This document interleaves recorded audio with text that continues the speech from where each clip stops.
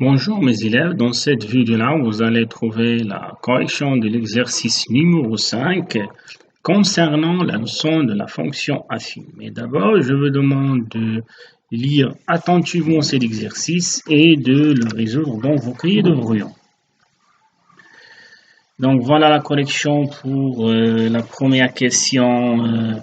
On a 2 points. A et B, comme vous voyez ici, qui appartiennent à la représentation graphique de la fonction affine G. Et on va exprimer G d'X en fonction d'X. Donc, puisque les 2 points A pour coordonnées 2, moins 3 appartient à la représentation graphique de la fonction affine G, par la suite, l'image de 2 égale à moins 3. Et la même chose pour le point B. Donc, le point B également appartient à la représentation graphique de la fonction G. Par la suite, G de 7 égale à 1. Et d'ici, on va déterminer le coefficient de la fonction affine G. Donc, il suffit de prendre G de 2 moins G de 7 sur 2 moins 7. Donc, 2 moins 7, ça fait moins 5. Si je remplace G de 2, on aura moins 3. G de 7 égale à 1. Moins 3, moins 1, c'est moins 4. Moins 4 sur moins 5, on simplifie par moins 1. On aura 4 sur 5. C'est le coefficient de la fonction affine G.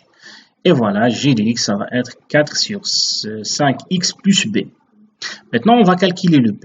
Donc, vous prenez soit l'image de 2 ou bien l'image de 7. Ici, j'ai choisi l'image de 2. Donc, l'image de 2 égale à moins 3. Donc, je vais garder le moins 3 dans le deuxième membre et je vais déterminer l'image de 2 par cette égalité. Donc, il suffit de remplacer x par 2. On aura 4 sur 5 fois 2 plus b. Donc, ce produit-là nous donne 8 sur 5. Je vais le déplacer dans le deuxième membre. On aura moins 8 sur 5. Avec le moins 3 qui existe ici, cette différence-là, si on la calcule, on aura moins 23 sur 5. Et par la suite, G de X, ça va être 4 sur 5X moins 23 sur 5. Passons maintenant à la deuxième question, où on va déterminer la valeur de M, sachant que le point C a pour coordonnée 1 moins 6 appartient à la représentation graphique de la fonction G. Donc, si on a une donnée comme celle-là, donc comment on peut la traduire? Vous prenez l'image de l'abscisse égale l'ordonnée, c'est-à-dire G de M égale à moins 6. Donc, je vais garder le moins 6 ici et je vais déterminer le G de M par la dernière égalité, c'est-à-dire la forme générale de la fonction affine G. Donc, c'est ici, G de X égale à 4 sur 5X moins 23 sur 5. Je vais remplacer X par M. On aura 4 sur 5M moins 23 sur 5 égale à moins 6. Cette égalité représente une équation du premier degré H. Il y a une seule inconnue, c'est l'inconnu, c'est le nombre M.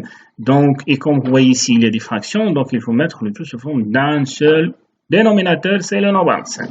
Donc, si je vais multiplier le moins 6 par 5, on aura moins 30 sur 5.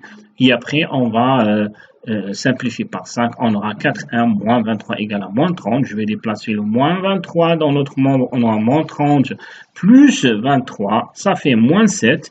4M égale à moins 7 et par la suite, M égale à moins 7 sur 4. Pour la question numéro 3, regardez, je vais déterminer les points d'intersection entre la représentation graphique de la fonction G et l'axe du repère, sachant que je ne vais pas prendre la même formule, je vais changer la formule, ça c'est une autre fonction, même ici vous avez G et G, mais ça c'est une autre fonction affine G qui est définie de la manière suivante, G de X égale à 4 sur 5X plus 7 sur 5. Donc, d'abord, je vais prendre un point M pour coordonner A0 et l'intersection de la représentation graphique de la fonction G et l'axe des abscisses. Donc, vous allez poser la question pourquoi ici j'ai choisi 0 dans l'ordonnée. Regardez. Je vais vous expliquer ceci, mais essayez de bien suivre l'explication. On a dit le M est le point d'intersection entre l'axe des abscisses et la représentation graphique de la fonction G. Prenons l'axe des abscisses. Puisque ce point-là appartient à l'axe des abscisses, c'est-à-dire son ordonnée égale à 0. D'autre part, le point M également appartient à la représentation graphique de la fonction G. Par la suite, G de A égale à 0, c'est-à-dire l'image de l'abscisse égale l'ordonnée. Ça, c'est une remarque importante dans la leçon. Donc, G de A égale à 0. Donc, je vais déterminer G de A en fonction de A. N'oubliez pas, comme je vous ai dit, le G de X qu'on va prendre ici, c'est 4 sur 5X plus 7 sur 5. Donc, si on remplace X par A, on aura 4 sur 5A plus 7 sur 5 égale à 0.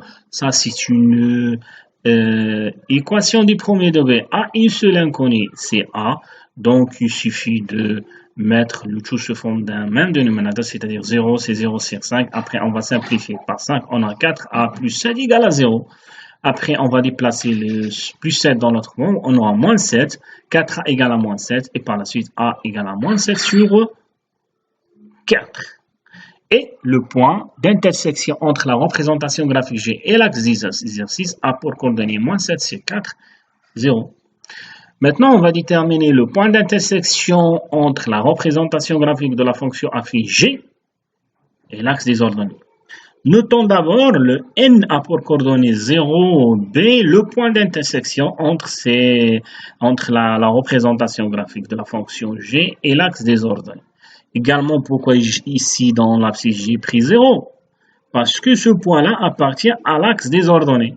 Chaque point appartient à l'axe des ordonnées, son abscisse égale à 0. C'est la raison pour laquelle j'ai ici 0. Et de plus, le point N appartient à la représentation graphique de la fonction affine G. Par la suite, G de 0 égale à B. Et qu'est-ce que c'est que G de 0? Je remplace X par 0. Regardez. Si je reviens, donc si je remplace X par 0, 4 sur 5 fois 0, c'est 0, plus 7 sur 5, c'est-à-dire l'image de 0, c'est 7 sur 5, donc ici c'est 0, ça c'est 7 sur 5, et par la suite le B égale à 7 sur 5, et d'ici le point N a pour coordonnée 0, 7 sur 5, c'est le point d'intersection de la représentation de la fonction G et l'axe des ordonnées. Donc pour la dernière question où on va déterminer ou bien on va représenter graphiquement la fonction linéaire G dans cette ligne-là, ce n'est pas cette fonction, faites attention, la fonction qu'on va représenter c'est la fonction G ici, regardez. Donc pour cela, regardez, il suffit de placer les deux points, c'est-à-dire le premier point, c'est le point A pour coordonnées 2, moins 3. Le deuxième, c'est 7 sur 1. Et on va relier entre les deux et on obtient la représentation graphique de la fonction G.